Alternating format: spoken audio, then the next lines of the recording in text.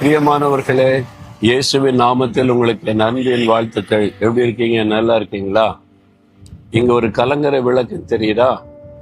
பொதுவா கடற்கரை பகுதிகளில், அந்த பட்டணங்கள்ல இது மாதிரி கலங்கரை விளக்கம் அமைச்சிருப்பாங்க.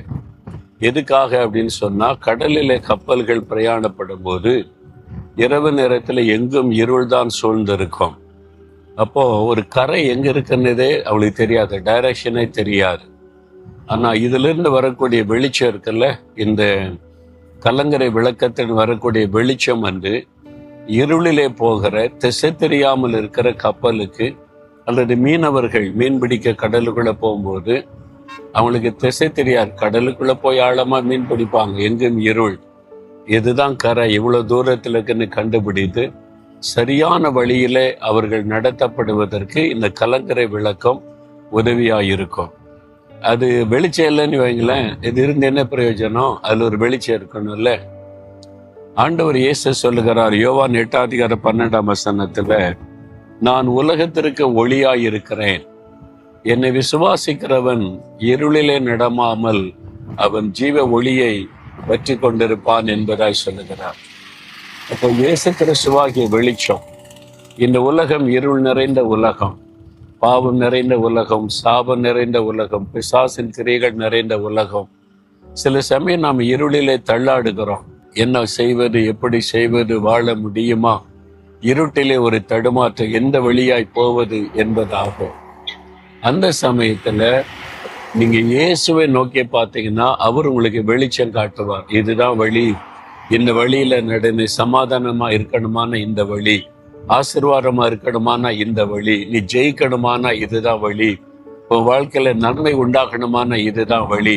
ஒரு வெளிச்சத்துல நடத்துகிற ஒரு ஒளியை கொடுக்கிறவர் தான் இயேசு கிறிஸ்து. இன்னைக்கு உங்களுடைய குடும்பத்துல, உங்களுடைய வாழ்க்கையில தடுமாறி கொண்டு இருக்கிறீங்களா? இருள்ல இருக்கிற மாதிரி இருக்கீங்க, ஒரு வழியும் தெரிய மாட்டேங்கிற நினைக்கிறீங்களா? இயேசுவை நோக்கி பாருங்க, அவர் உங்களுக்கு அழகான ஒரு வெளிச்சத்தை காண்பித்து வெளிச்சத்தின் பாதையில நடத்துவார். அது உங்களுக்கு ஆசீர்வாதமாய் இருக்கும். தடுமாறி கொண்டிருக்கிற உங்களை பார்த்து சொல்லுகிறேன், மகனே, என் மகளே, நான் உனக்கு வெளிச்சமா இருக்கிறேன், நான் உனக்கு ஒளியா இருக்கிறேன், என்னை பின்பற்றி வா, நான் உன்னை வெளிச்சத்துல நடத்துவேன், சரியான பாதையில நடத்துவேன்னு கர்த்தர் உங்களுக்கு சொல்லுகிறார். அதுக்காகத்தான் இயேசு சிலுவையிலே தன்னை பலியாய் கொடுத்து நம்மை பாவத்திலிருந்து, சாபத்திலிருந்து, பிசாசின் வல்லமையிலிருந்து மீட்டெடுத்து ஒரு ஒளி உள்ள ஒரு வாழ்க்கை கொடுப்பதற்கு தன்னை சிலுவையிலே பலியாய் கொடுத்தார். அந்த சிலுவை மரம் உயர்த்தப்பட்டு அந்த சிலுவையிலே மறிக்கும் போது 3 மணி நேரம் இருள் சூழ்ந்து கொண்டது. ஒரு இருளை ஆண்டவர் சந்தித்தார். நமக்கு வெளிச்சம் கொடுக்க அந்த இருளின் பாதையில கடந்து போய் மரணத்தை ஜெயித்து, பிசாசை ஜெயித்து வெற்றி சிறந்தார். அந்த ஆண்டவர் இயேசு சொல்ல, நீ பயப்படாத, நீ கலங்காத, நான் உனக்கு வெளிச்சமா இருக்கிற, உனக்கு வழி காட்டுவேன்னு சொல்லுகிறார்.